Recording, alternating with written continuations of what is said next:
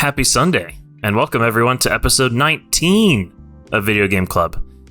As always, I'm Tyler, and I have with me today the man, the myth, the legend, the father to Banjo and Laylee, Austin. Hello.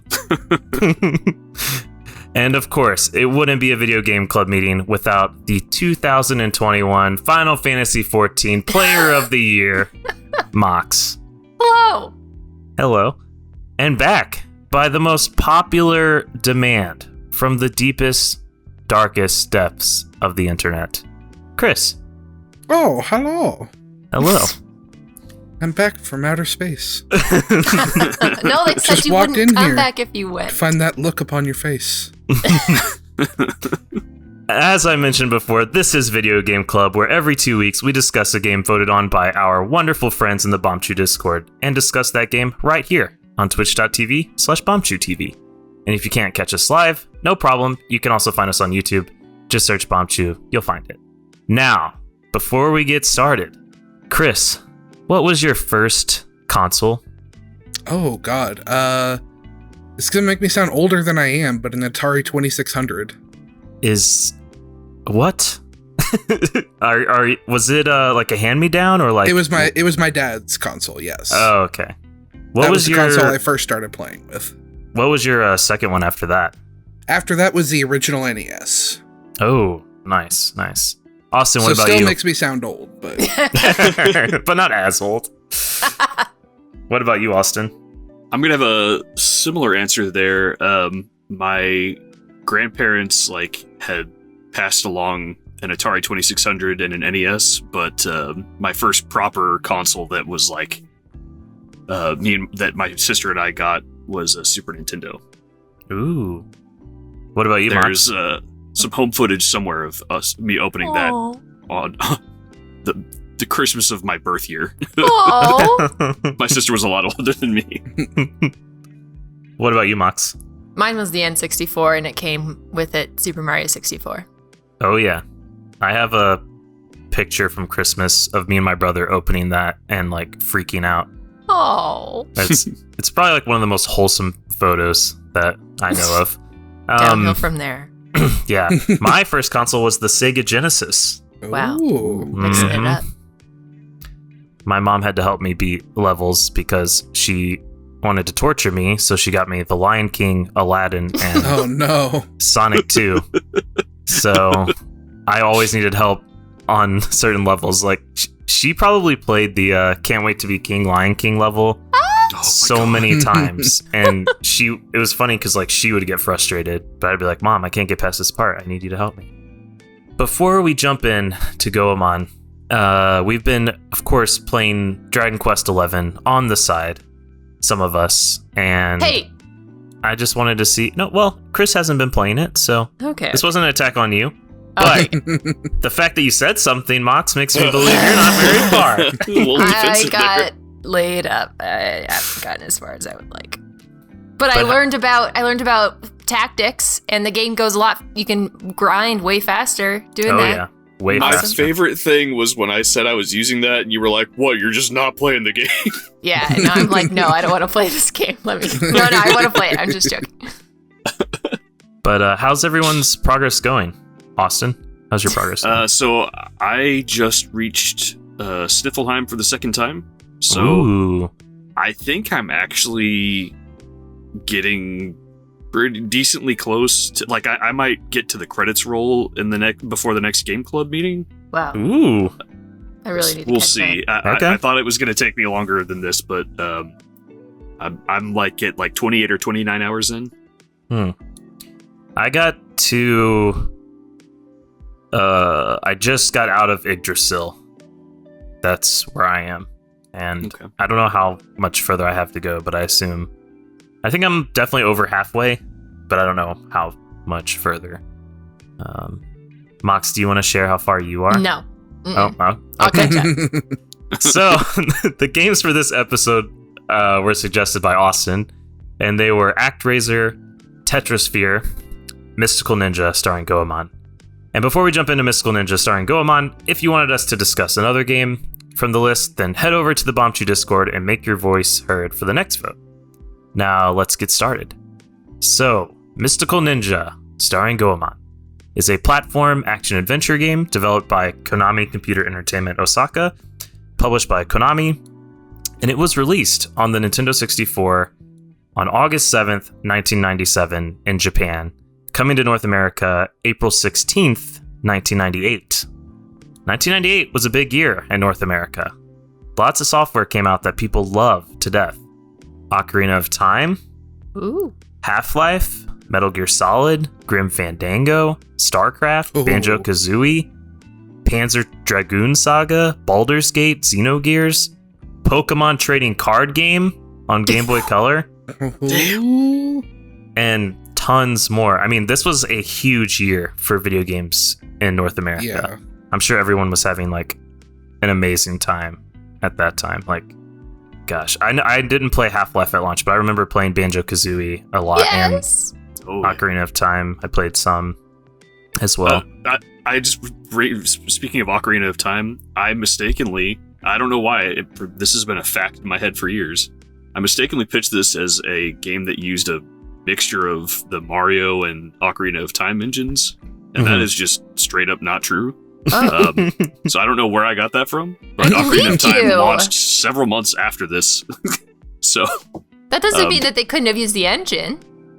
I couldn't find any evidence of it. Oh. I went to go look up the evidence for that, and I couldn't find it anywhere. So apparently, I just made that up at I some have point. a feeling where you may have gotten that from, because there was a critic who cited Super Mario 64 and Ocarina of Time when explaining this game. Huh. So maybe it like stemmed from there. Does it use the Mario yeah. engine? I know you'll probably talk about it. I Well, don't yeah, think it we'll does, talk but about it has it. some It similarities doesn't, to but that, lots so, of similarities. Yeah. It looks like it. Oh, wow. I believed you. You got me. I bamboozled. So some hardware from 1998, none in North America, but Japan had the Game Boy Light and the Dreamcast.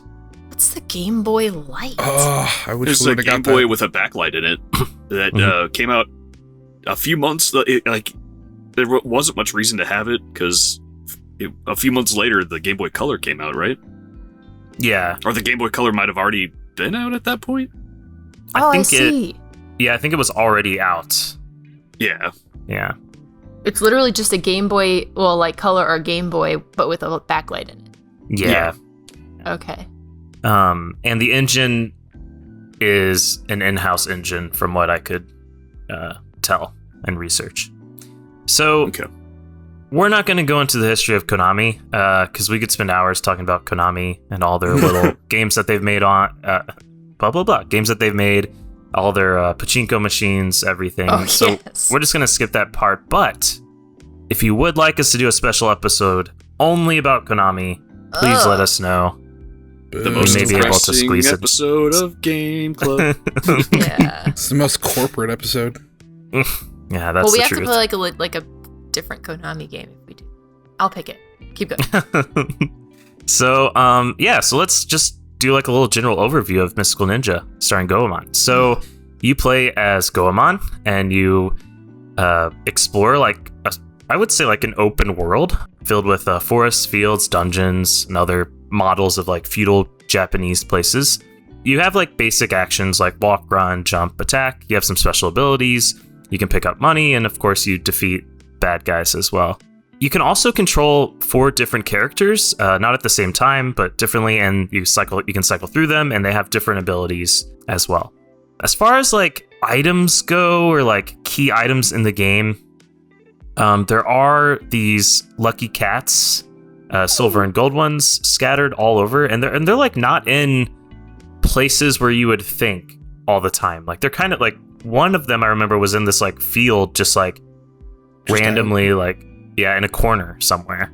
I don't know if I assume you guys found like some that were kind of off the beaten path whenever you played. Yeah, for sure. They kind of served as a reward for exploring.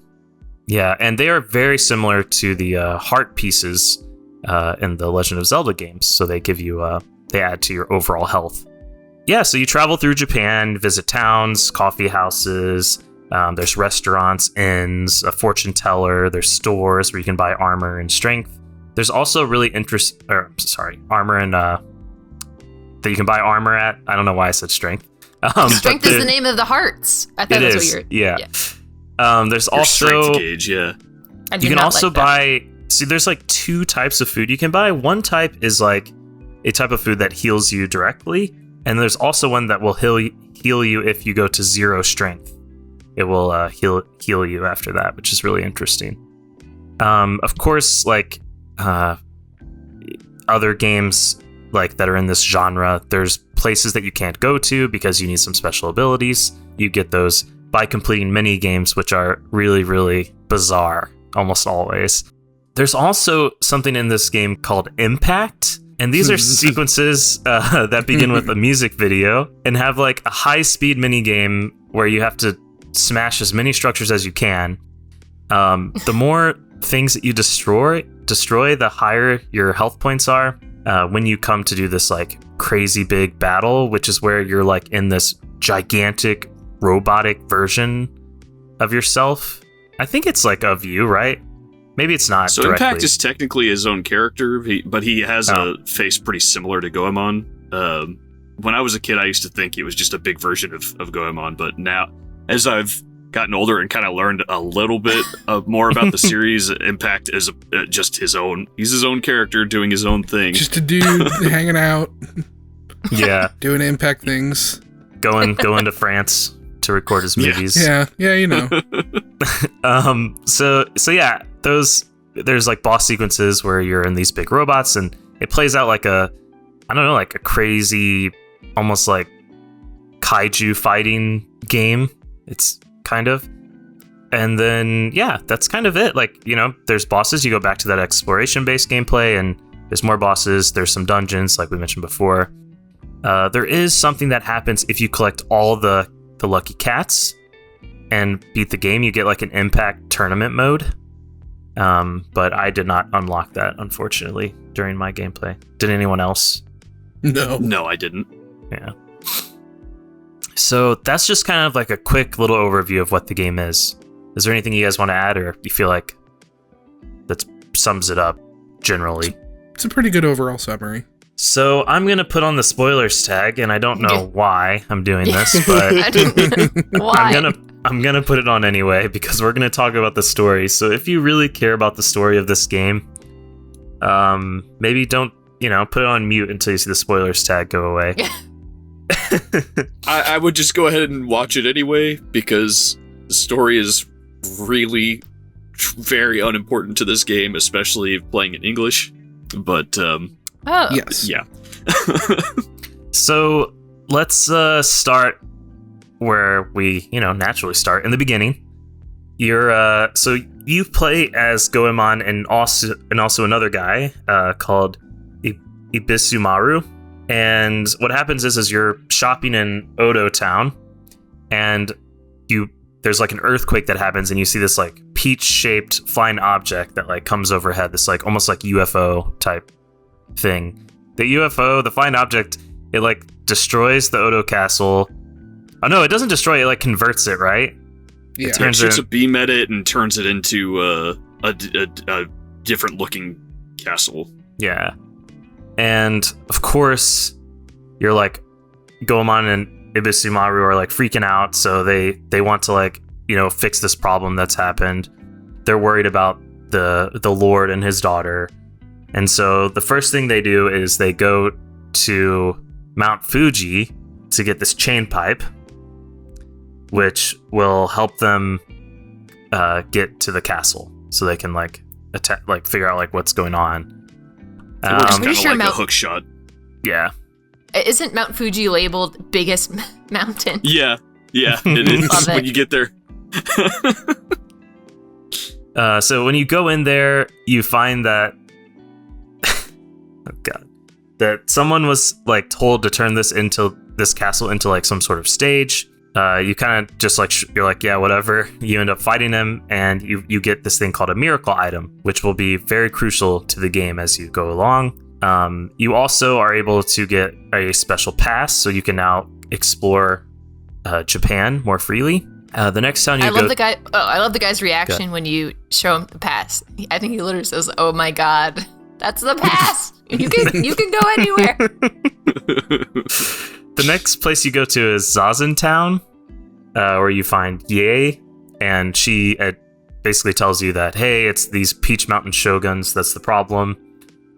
You also learn that there's children with dancing talent that have been kidnapped around the region. So far, like, this is all right, correct? Like, I'm not making any of this up. Yeah. This is all correct. Okay. You then have to, let's see, you go to Zazen Town, you have to fight against someone. You defeat him. Let's see, after that, what happens next? Are you talking about the guy who's, like, guarding the bridge? Yeah, so you have to beat him. Then you have to... He's a collector who, you have to find something that he would want to collect, and he's not that interested in it, so you have to... you have to fight him, right? Let's just leave it at that. Yeah, sure. After that, you go back to the Wiseman's house, right? The Wiseman... So, the Wiseman is after the first castle. So, once you get out of that first castle, you go to see the Wiseman, and you get to see his house get blown up. And then you have an impact fight. Right. Yeah. And then after that impact fight, I think that's when you get Sasuke. Sasuke. Yeah. I would assume. Yeah, no, you're probably right. Gosh, this is... You go the to... guy on the bridge gives you Sasuke because he's the collector. He's like, oh, his batteries are falling out. Yeah. Like, I can't do anything with him anyway. So you have him... He's just this character you can play as. You have him in your inventory for like half the game. Yeah, and you can't do anything with them. Nope. You also realize that there's like been some dragon like causing problems, right? Then you teleport. You like learn that in a town, I think, and then you like teleport to this dragon. You figure out that like someone is like using the dragon to kidnap the children. So you have like this crazy like fight on top of the dragon. The dragon turns back into a human, right?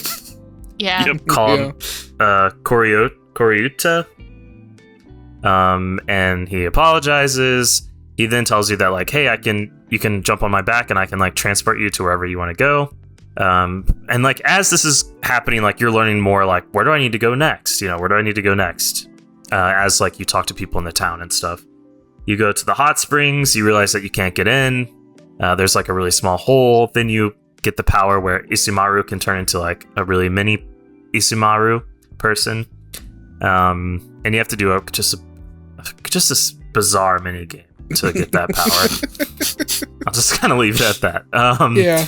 You go into the one of the dungeons. You fight another person, get another miracle item. I'm pretty sure.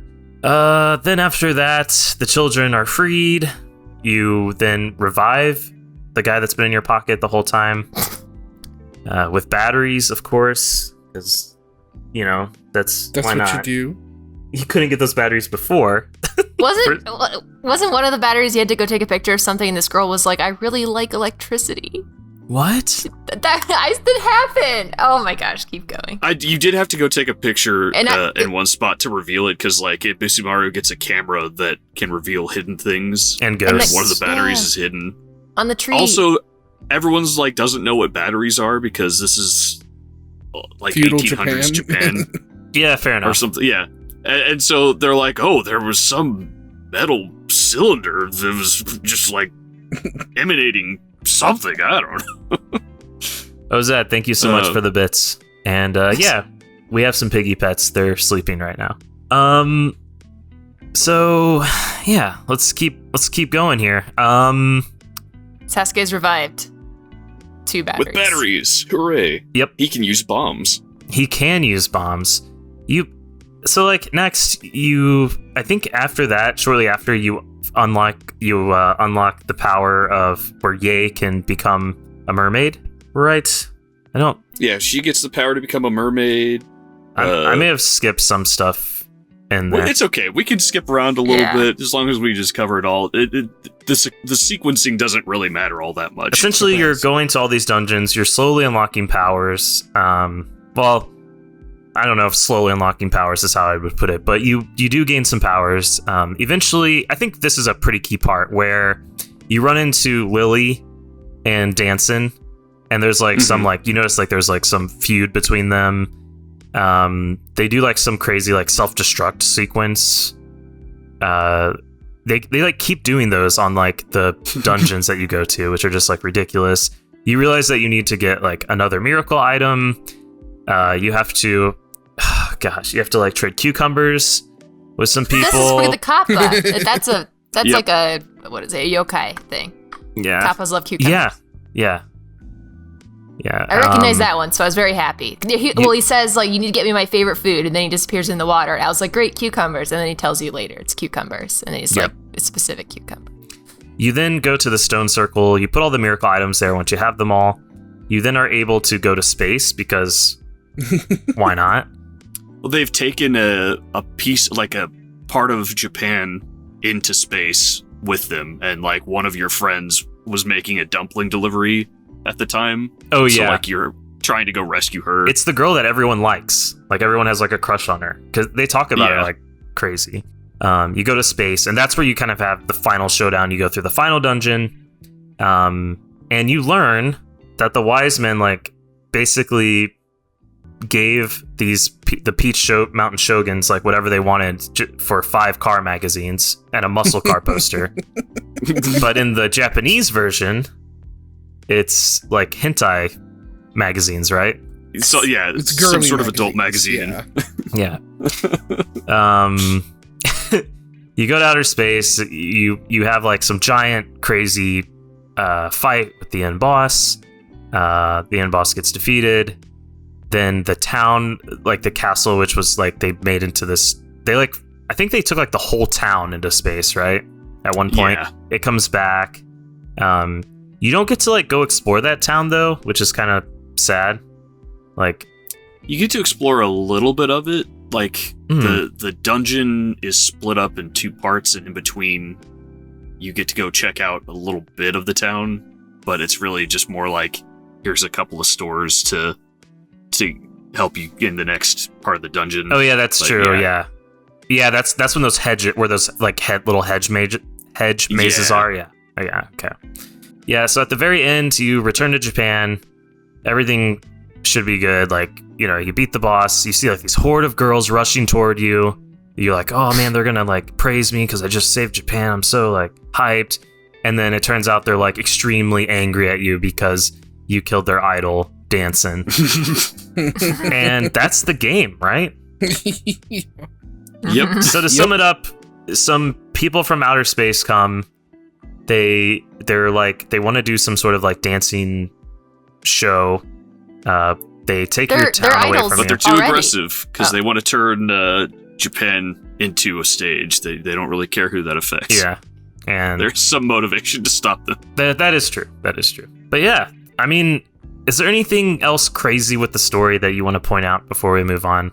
I feel like this story is just all over the place, but yeah. So the story is all over the place. I think a lot of it was probably like there's a laugh track to the story, like a cutscene. I was gonna say, I don't know if this is for the some point to jokes point that it are out, pretty but bad or that don't make any sense. Yeah, they're great. The translation for the game is really not great. Like it's not horrible. It's charming. You can figure out where you need to go and stuff like that, but it has a lot of problems, and especially with like trying to get the cultural stuff communicated.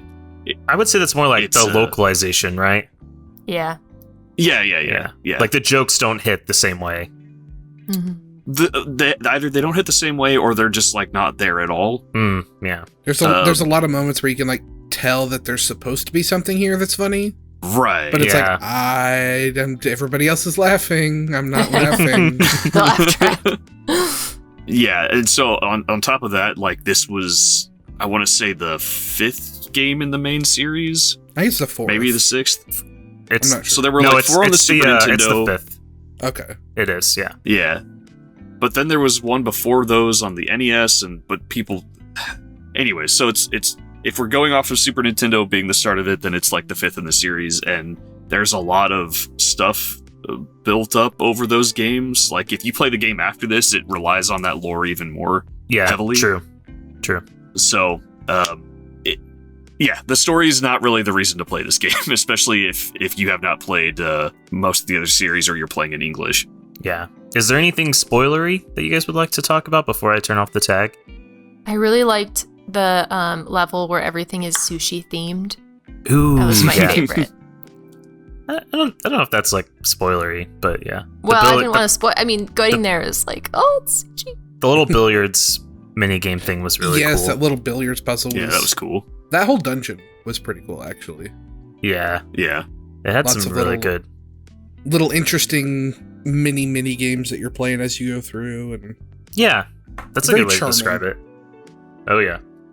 All right, so now let's go into some details on the development of the game. So, as we mentioned before, it was developed by Konami Computer Entertainment Osaka, and it was first titled Gambara Goemon 5: The Legend of the Gambare Goemon like, 5. Go, you know. The Legend of the Mystical Ninja.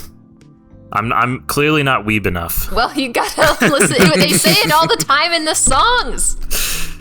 But they decided to break the numerical naming pattern because they wanted to stress that this is totally different than the games that came before it. And the games that came before it were like brawlers, right? Like side-scrolling co-op. Yeah. Brawler's a decent way to put it. Yeah. What is this? kind of like a River Street Ransom kind of. Yeah. The game was also originally made with a 2-player mode. This feature was sadly scrapped, though, months before the Japanese release. It would have been really interesting to see how they would have done that.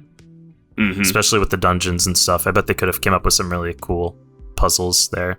The goal was to make this game very visual, and it was marketed that way by using just large, crazy, colorful advertisements whenever they were advertising this game in Japan. It was targeted towards children. What? Yeah. And they even had like Goemon show up at elementary school gymnastics sessions and stuff. Just like That crazy. would have been amazing. Oh my god. Yeah. Yeah. This game was also quite successful, which prompted the production of an animated television show as well, which is pretty cool. A little fun fact about the cartridge size. So it's 128 megabits. It was designed to be much larger because it needed to allow for the high quality music numbers and voice samples that they were using. However, it did not have a way to save your game on the cartridge. So you had to use a controller pack. Mm-hmm. And for a game to come out this early with the Nintendo 64's life cycle, it was kind of seen as like a really like negative point because not many games were doing this. So it's kind of like they like cheaped out a bit by not. Even though they used a big cartridge and filled it completely. Yeah, which is kind of nuts. Didn't one of the, I thought it was Majora's Mask, didn't one of the just like regular like primary Nintendo games on the N64 come with an expansion of something? It came with it. So that's the expansion pack, and that's separate from this. So the expansion pack increased the amount of RAM that was available to the N64, and some games needed that in order to run or to have better features. This was the controller pack, which was just it's a memory card, essentially. Oh. Yeah. They called it a controller pack for some reason, because I guess it was the first thing that went into the back of the controller before the Rumble Pack came out. Oh, is that the Rumble Pack? I got it. Yeah, this is a separate thing. Wow. I remember at the end of the 64's life cycle, you could get those for so cheap. What? The controller Rumble packs. Oh, what? Yeah. Yep. The game had like a crazy soundtrack. I mean, it was, pretty good. It had traditional Japanese with some modern instruments in there. The dungeons featured minimalistic songs, which grew in complexity as you went deeper into the dungeon, which was really cool. Which is why the cartridge had to be so big, Need them songs. Yep. On top of the singing numbers, like there's so many full song. I think there's like numbers. three or four. Yeah. Which for the 64, I mean, that was nuts at the time. For that kind of game from this era, that's insane. How big was this game? Because the controller pack had 32 kilobytes. Right. So the cartridge was 128 megabit, but adding SRAM to that cartridge would have cost more money, and so the 128 megabit cartridge was already pretty expensive on its own. Yeah. Wow. How far we've come. Yeah. Cartridges, it's an interesting history of like cartridges and discs, like, and how that happened, and like a lot of it comes down to price, basically. The Switch, what are they? I mean, Switch, what are they called? I don't know what they're called. Cartridges. Those are I would call that like a cartridge, yeah. Yeah. Wow. And those are expensive to make, which is why like some games will come with like a code that's like, hey, download this, here's a code for the game, but here's also like a cartridge for like another, like I think there was some games where like the multiplayer was like only on like a downloadable code. Yeah. Stuff like that. Yeah. Because it's expensive. Or there was you had to still download a portion of the game no matter what. Yeah. Like I think Doom, you had to download part of the game. I would say Doom did both of those. You had to download part of the game, and the multiplayer was a separate launchable file that you had to download as well. Yeah. Anyway, so let's talk about the release and the reception of this game. So it sold 55,000 units in America and 141,000 units in Japan. So over 200,000 total, which was considered a success at that time. It received 7s and 8s, however, is pretty divisive among critics. There's a lot that critics have said about this game, but I'm just going to kind of summarize it in some pros and cons. So the pros were graphics, the soundtrack, the voice samples and sound effects, the open world, and the ability-driven progression. The cons were localization, the fact that it required a controller pack, long travel sequences, so when you go to like fast travel, how long that takes, the length of the game. It was considered like short. People were upset that it was short. I thought it was a good length. And of course the camera, which maybe, just maybe, that person didn't know that you can actually control the camera in this game, believe it or not. It just doesn't tell you. I found out after we beat the game. We did, and I struggled so much with the camera, and to find out at the end was pretty rough. So, having not started the game until that discovery was made didn't help much. Okay, that's good to know. Manually maneuvering the camera in that game is a gigantic pain. Yes. It never stays when you're moving it. It still wants to lock behind you like it does. So go ahead. Sorry. It's like even when the easiest way to maneuver the camera is to just point your character in the direction you want to look. That's easier. I ran a lot in circles. Like I would I need the camera around me, so I'm going to run all the way over here, turn around. Yeah.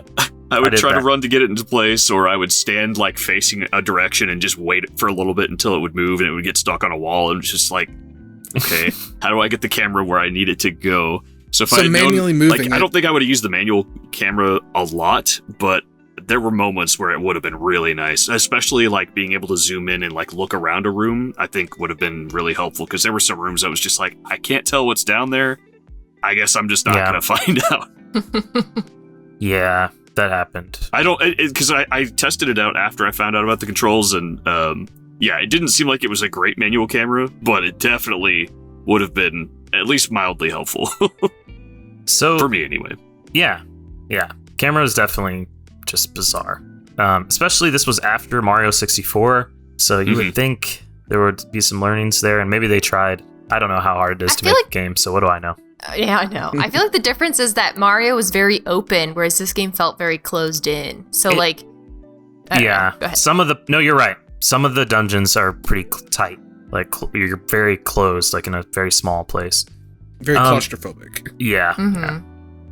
So let's talk about future development. So there was a Game Boy game of the same name that featured gameplay similar to the Super Famicom title. How do you say it, Mox? Gambare Goemon 3. And it was a story which EA was kidnapped. There was also a sequel to this game. Oh my god! Called Goemon's Great Adventure. What's left on the Nintendo 64? What story did they continue? Why? Who knows? But it was a 2.5D. You do? Oh my god! Please don't make us. I do. It's a multiplayer. Nothing like this game. Yeah. It's in a better way or a worse way. 2D, 2.5D game. It's pretty hard. I've never beaten it, but it plays a lot closer to the original Super Nintendo game that people might have played. People, reviewers really liked it. The sequel. Yeah, and it was considered like one of the better like side scrollers for the Nintendo 64 at the time.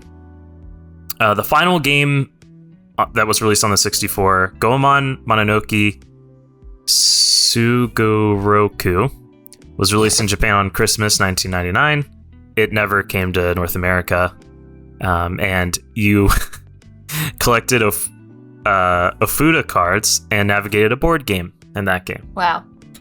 So completely different. So that might be one to check out. I'm curious, like, what that's like, that game.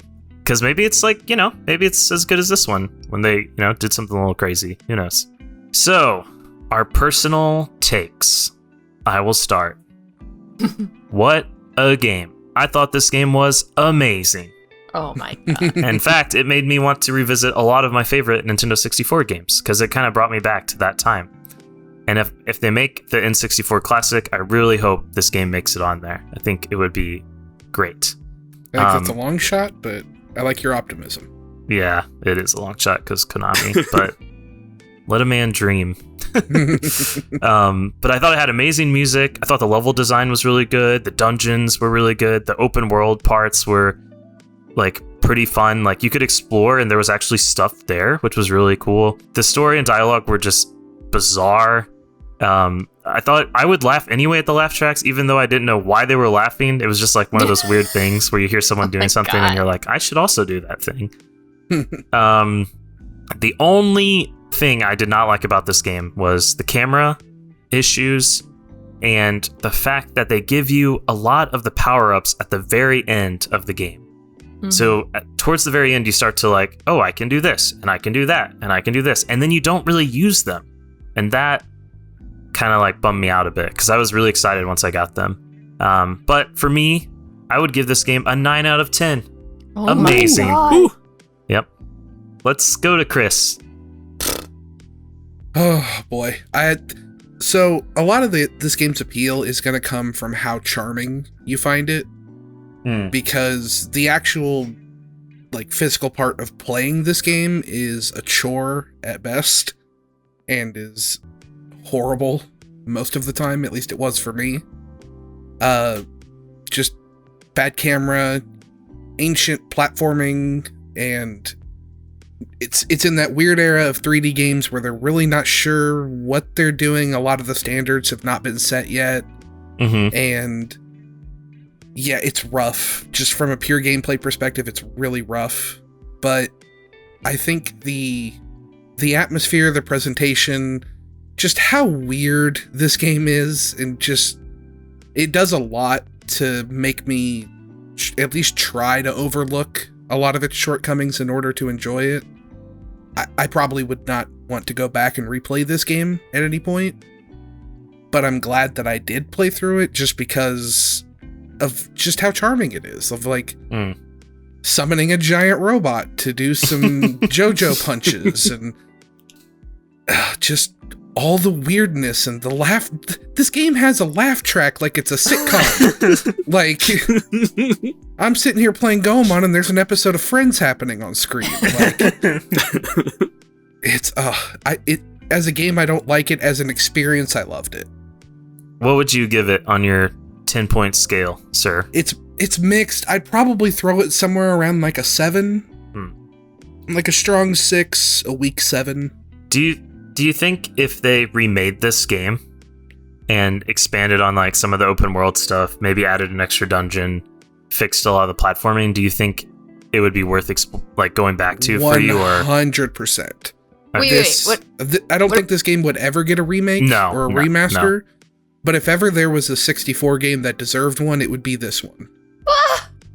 What about a relocalization? Even if it was just that, would also really help. If it was just a relocalization, I'd play through it again just to see what this dialogue and stuff is supposed to be, rather than the weird garbled mess we kind of got. Yeah. All right, Mox. Let's hear it. I started playing this game, but I couldn't get through the controls, and it's because it's a platformer. You really need to have a working camera to see where where you're going to jump where the next platform is. And I was just having way too much trouble, so I just couldn't play it. So for that reason, I won't rate it. But I did watch a 5-hour and 45-minute playthrough where someone got 100% of the little silver cats. And he had a hard time. Well, I assume, whatever. The person that was playing it had a hard time. They kept falling off platforms, and like they would get either the camera would get in a weird somehow would get stuck in a weird place, and it would like flicker, or they would get their character stuck in a weird place, and the camera would flicker, and then they were just like would panic, and I'd panic too. I don't know what's going on. But I do appreciate weird Japanese humor, and that for that reason I really liked. It reminded me of the humor of Katamari Damacy. So I liked that part of it, but it's a game and the gameplay should be good, and it wasn't. So that's it. So good movie, not a good game. That's what you would say. Yes. All right. The man who nominated this game, Mr. Austin. What do you think, sir? So I love this game. I got this as a kid for my birthday. And I don't know why I asked for it. I don't know what made my parents get it for me. I don't even know if I asked for it. Where did you hear about it? I think Nintendo would just like somehow I got on some list of Nintendos where like they would send me tapes and ads for really bizarre, just out there games. Like I bought Mischief Makers because Nintendo sent me an ad for it. Right? Like that's another one I probably want to bring up at some point in the future. That I kind of loop in with this game of like weird N64 games that are just like unique and interesting that I kind of want to show off to people. Were you a subscriber to Nintendo Power? Yes. I don't think I was at the time, but I did eventually become we had something from Nintendo Power. Like my parents at some point got me an Ocarina of Time soundtrack on CD, like through the Nintendo Power catalog, but I don't know how we had that. Okay. So I was going to say, if you ever filled in one of those survey cards that they use to enter for sweepstakes that came with Nintendo Power every month, that would put you on that list where they would send you some marketing stuff, because that's how I first got a VHS tape that was explaining what Pokemon was. Oh my god. Yeah, I know that Nintendo Power previewed this game and reviewed it. That's why I was wondering if maybe you got it from there or something. But anyway, yeah? Right. So when I played it as a kid, I was able to make it to the first Impact fight, and I could not beat it for the life of me because they don't teach you any of the robot controls, and it's just super hard. And like my sister couldn't help me beat it. Like we had friends who were really good at games, and we just could not beat it. But we never looked at our manuals, so we didn't know the controls for Impact. But I came back to it as an adult, and when I beat that fight, it was just like, it's weird going to this thing that you've like done so much as a kid, and like it's almost like there's new content for it, like it's a sequel to itself. And getting to explore all that was just mind-blowing. And it hit me at just the right time where it's like, this game is always going to be a big part of my life that I love to look back on every once in a while. Aww. The music is so good. I love this music. Yes. For a long time, like when I had a cell phone that still played MIDI ringtones. I don't know if our audience knows what MIDIs are, but or ringtones. Ringtones. Yeah. Back in my day. Back when you used to have to like pay for ringtones, it was like I found a way to hack MIDIs onto my phone, and I had multiple songs from this that I would just listen to for fun, like not even as a ringtone. I had like a 4.5 minute MIDI of Zazentown that I would just play. Man, I love the music for this game. It had kind of a 3D Zelda before, where there was a 3D Zelda style to it. The combat's not like spectacular, but it works pretty well, and like the chain pipe is really interesting. Being able to change characters. The platforming does not work very well, and it is unfortunately like, it's not like a major part of the game, but like it's there, and you can't really get through the game without doing some platforming. Yeah. So like it's there. You're gonna have to deal with it at some point. And yeah, it's not great. I think it could have taken a little bit more from Mario in that aspect. But it was never so bad that I was like, oh my god, I hate this game. But the localization, again, not horrible. Like, it's not like Zelda 1 where you're like, oh, it's a secret to everybody and getting all these weird hints that like don't even apply because you don't have the right controller to play the game with. But so like I could always figure out where I needed to go next by talking to people or going to the fortune teller. But also some things people would say was just like, that's kind of weird that you would say that. Okay. The laugh track is bizarre and I love it. It was never at points that I thought were funny, but I laughed because it was funny that there's a laugh track in this game. Like, this is so bizarre. Yep. Oh man, I really love this game. There's one other piece that I think would have really frustrated me that I think you had to deal with, Tyler, which was dealing with money. There's 2 parts of the game where you are required to have some amount of money to progress. Like, and it's a lot of money. And so like I was collecting any money that I saw, and I just didn't buy almost anything in this game. I never bought armor, almost never bought food, and I never spent a night at the inn. And I didn't have, I barely had enough money to cover both of those points when I got to them. So I don't know why they were just like, let's suddenly make sure that they have enough money, and if they don't, they're gonna have to go grind for it. Like, ugh. That was an odd choice. I think it would be good to tell people, if you're gonna play this game, make sure you're grinding money, or like that you're trying to collect money towards the end. And even then, you may have to collect any money you see. And even then, you still may have to grind. So, yeah. And if you do have to grind, go to the first castle, the first room. If you just go in and out of that first room, you can get a ton of money very quickly. Yeah. But yeah. I'm trying to think if there's anything else that I want to say about it. Visually, it's very... So I know you guys played on emulator. I played on an N64, and the textures are really detailed, and a lot of that causes like problems on the N64's resolution because like stuff gets very pixelated, and so they've got very detailed like lines and stuff like that end up just becoming like, oh my god. So I think it would really benefit from, like you said, a remaster, maybe with a new localization. And it does feel like they kind of ran out of time. Like they wanted to maybe add another dungeon or two, and that would have been cool to have. But as it is, sorry, I was going to say, and maybe it would use those powers that you got, like more bomb. Like you get a bomb eventually, and like it would be nice to like use that bomb in more than one little area, or or the other things.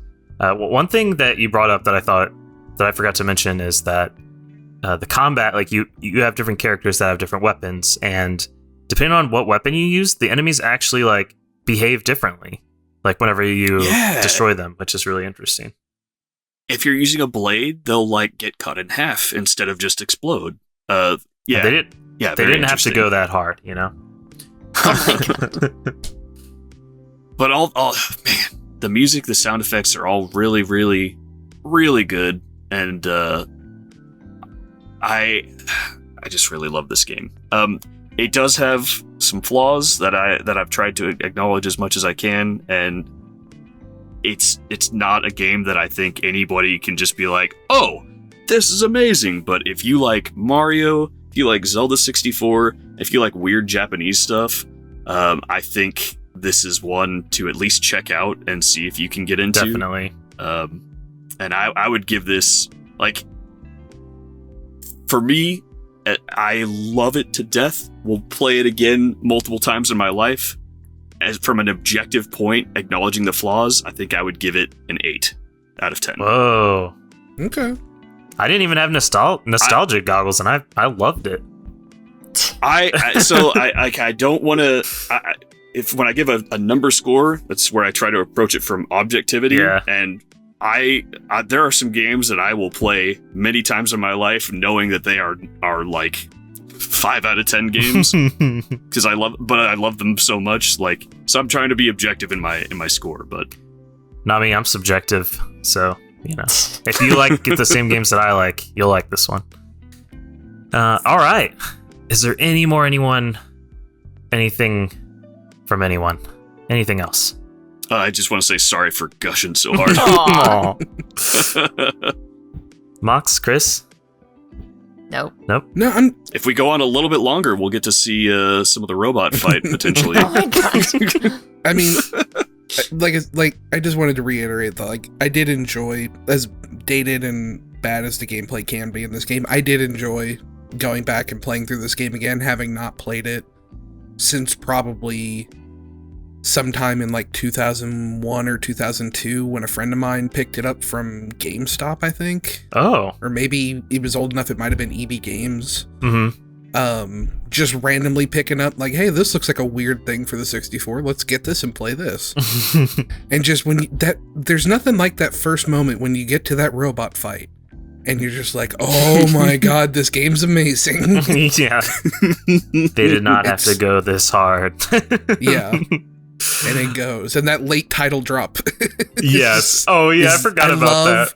I love a late title drop that works real well. Like, they take their time and they execute it perfectly.